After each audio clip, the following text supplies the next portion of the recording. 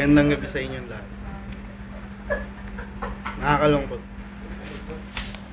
Yan lang masasabi ko. Nandito kami ngayon sa Wakara. Lilinis kami. Tingnan mo kung gaano kadumi. Hindi pa tapos yung yung store. May mga nooks.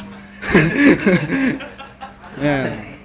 Masyado pang magulo si Sir RS, supervisor namin. Si Sir Matt, isang supervisor din namin. Ayun, operation manager ng bathroom. Ma'am, CR. Ayan. So makikita nyo, hindi pa tapos yung installation ng mga equipments. Ayan. Lahat to lilinisin namin.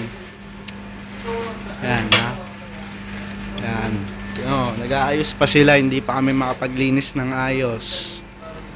Makikita mo yung oras, 5:29 PM. Probably 10:30 na dyan sa Pilipinas ngayon. So, ayan. Ayan, magulo pa. Magulo pa. Okay? So, hindi pa talaga kami mag-start maglinis ngayon. Mamaya pa, hintayin pa namin matapos yung mga ginagawa. Okay, so bye-bye na.